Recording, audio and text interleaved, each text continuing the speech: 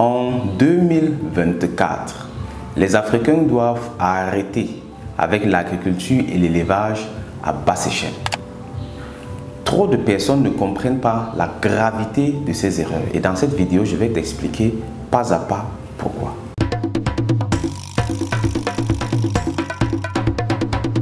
Le monde évolue, mais malheureusement, trop de personnes sont encore dans le contexte passé où chaque pays fonctionnait comme une entité séparée.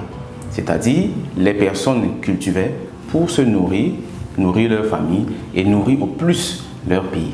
C'était de l'agriculture ou de l'élevage de subsistance. Ça fonctionnait par le passé. Mais aujourd'hui, ce modèle qui était un modèle de réussite dans le passé est aujourd'hui un modèle d'échec. Tout simplement parce que le monde aujourd'hui, il est mondialisé.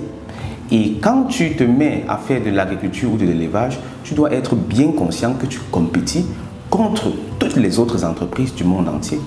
Parce qu'aujourd'hui, dans un pays comme le Cameroun par exemple, on mange plus du riz importé que du riz cultivé sur place. Pareil pour le poisson, pareil pour plusieurs autres denrées alimentaires. C'est très grave en fait. Et tous ceux qui s'amusent à aller faire l'agriculture, l'élevage à petite échelle, croyant qu'ils vont conquérir l'Afrique et le monde entier, vous vous foutez un doigt dans l'œil. Ça ne va pas fonctionner.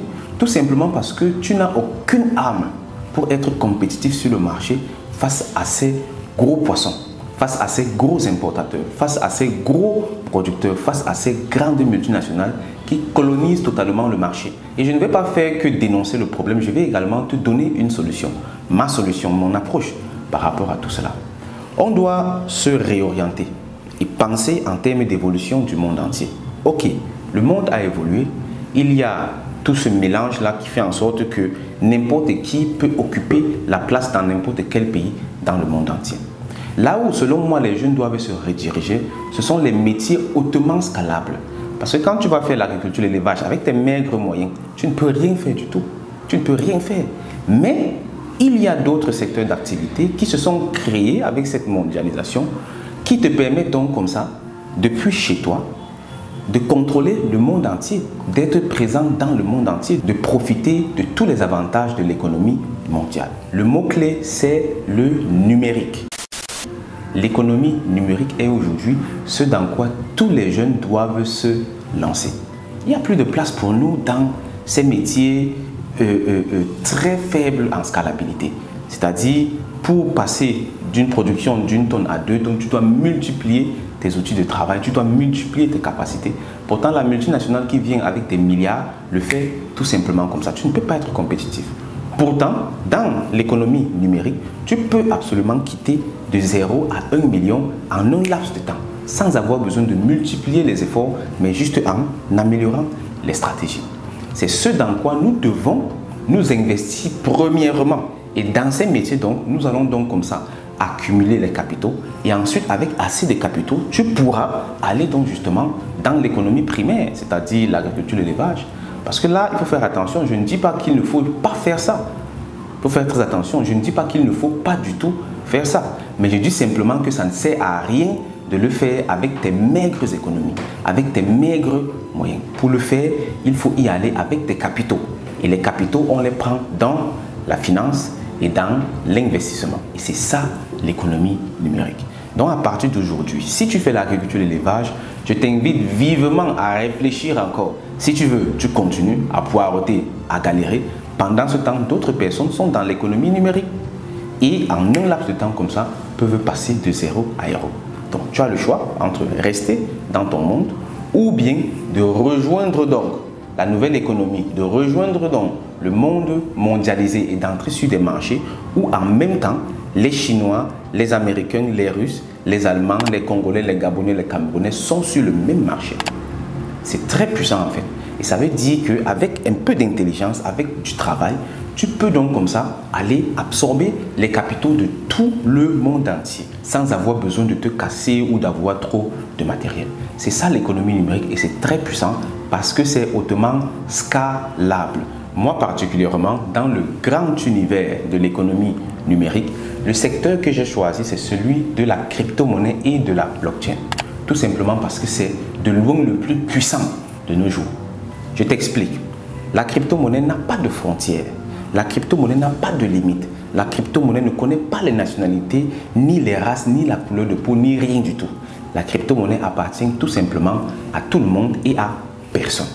Ce qui fait que moi, quand je suis dans l'univers des cryptos et de la blockchain, on ne sait pas qui je suis. C'est tout simplement la compétence qui compte. C'est la raison pour laquelle on commence toujours par la formation. Tu te formes très bien. Si ça t'intéresse, dans la description, je vais laisser un lien vers une formation gratuite que j'ai faite pour toi. Tu la suis et tu comprendras beaucoup mieux ce que je suis en train de dire. Et ensuite, donc, quand tu es bien formé, tu vas donc sur le marché, tu prends des positions, tu fais des opérations et tu te bâtis comme ça un patrimoine. Et plus tard, si ta passion c'est l'agriculture, si ta passion c'est l'élevage, plus tard tu pourras repartir là-bas, mais plus comme un petit qui va se débrouiller à faire ceci, cela, mais comme un maniaque qui va là-bas pour récupérer comme ça des parts de marché et être réellement compétitif sur le marché international. Il n'y a plus une agriculture de subsistance, il n'y a plus les agricultures qui sont juste orientées pour un pays. Non, dès que tu es dans ce secteur, dans n'importe quel secteur, tu compétis avec les multinationales. Sauf si ce que tu fais, c'est l'agriculture de plaisance. C'est-à-dire quand tu vas voir tes poules, tu vas voir tes maïs, tu vas voir tes porcs, tu es content. Ok, là c'est bon, c'est pour ton plaisir, mais n'espère pas que tu vas gagner de l'argent avec. Si tu veux réellement t'en sortir aujourd'hui en 2024, tu dois t'intéresser à l'économie numérique. Et ça, ce sont des enjeux nationaux. Des pays comme l'Inde, par exemple, organisent ça carrément au niveau national. L'Inde a gagné le marché de l'informatique dans le monde entier. Moi, j'ai vécu dans plusieurs pays. J'ai fait l'Allemagne, j'ai fait la France, j'ai fait l'Angleterre, j'ai fait l'Italie, la Belgique, plusieurs autres pays. Et là-bas, quand on voit un Indien, on pense directement que c'est un informaticien surpuissant. Parce que les Indiens se sont décidés à dominer le marché de l'informatique. Ce qui fait que chez Mercedes, dans toutes les grandes entreprises là, ce sont les Indiens qu'on prend pour faire l'informatique. Au point où ces entreprises délogent carrément les projets, c'est-à-dire ils envoient les projets en Inde pour que les Indes traitent ça. Et avec ça, ça permet aux Indiens d'entrer dans tous les secteurs d'activité. Ils sont partout. Et ils vont donc amasser comme ça les connaissances et repartir avec. Développer maintenant le pays. C'est ça qu'on doit faire. Et moi, là où j'appelle réellement les Africains, c'est d'envahir le marché de la crypto-monnaie et de la blockchain. On doit envahir ce marché. Le marché de la crypto et de la blockchain, c'est un nouveau marché. Tous les dés sont encore à lancer. Rien n'est encore joué. Tous les peuples sont en train de courir pour se positionner. Si nous, les Africains, nous sommes assez intelligents, assez éveillés, on arrête de faire tous les trucs bizarres qu'on fait là. Tout le monde peut faire la crypto et la blockchain. Je t'ai donné une formation gratuite. Si tout le monde se forme, tu te formes, tu partages cette formation, alors on sera de plus en plus nombreux. Et si on envahit cet écosystème-là, on deviendra comme des Indiens dans le secteur de l'informatique. Ça nous permettra donc comme ça de pénétrer partout dans le monde entier et ensuite d'accumuler le know-how et de venir donc installer ça dans tous les secteurs d'activité de notre continent où on voudra. Si c'est l'agriculture, tu vas le faire, mais avec beaucoup plus de puissance. Si c'est l'élevage, tu vas le faire. Peu importe ce que c'est, tu pourras le faire, mais avec beaucoup plus d'aisance, parce que tu seras riche. C'est ça le secret en fait. Donc ici, je t'invite urgemment à t'intéresser à l'économie numérique. Et si tu veux me suivre, alors intéresse-toi particulièrement à la crypto-monnaie et à la blockchain. Dans la description et en commentaire, j'ai mis le lien vers une formation gratuite. Tu la suis et ensuite, tu me dis ce que tu en penses. Sur ce, je te dis merci de m'avoir écouté. J'attends surtout tes avis en commentaire. Et on se prend dans une prochaine vidéo. Au revoir camarades. Bye bye.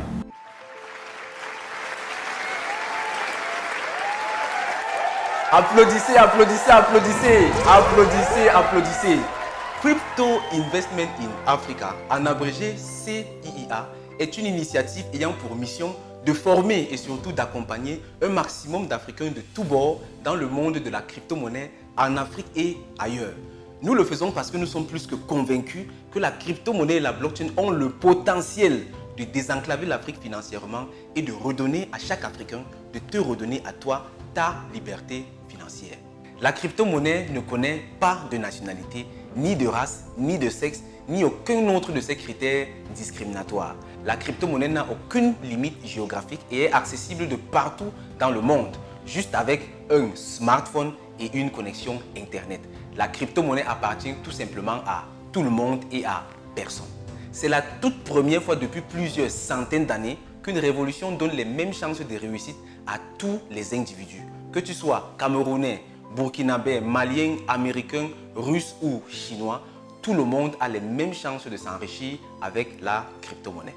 Pour être plus pratique, voici quelques cas d'utilisation. Avec la crypto-monnaie, tu peux protéger ton patrimoine contre l'inflation.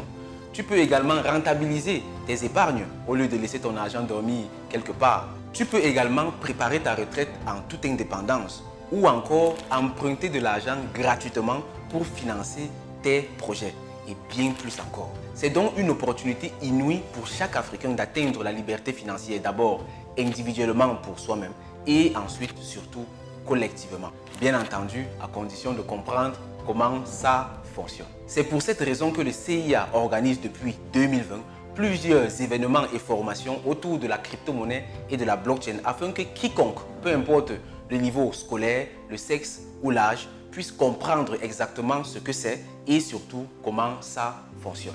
Je t'invite donc urgemment à t'y intéresser et surtout à rejoindre le CIA afin de ne pas louper cette opportunité d'atteindre ta liberté financière grâce à la crypto-monnaie et à la blockchain. Pour nous contacter, il suffit de cliquer sur l'un des liens qui se trouve en description de cette vidéo ou de nous visiter physiquement dans l'un de nos sièges, le siège principal étant à Douala au Cameroun. Sur ce, je te souhaite la bienvenue au CIA, main dans la main jusqu'au sommet avec la crypto-monnaie pour une Afrique riche et prospère. Au revoir, bye bye.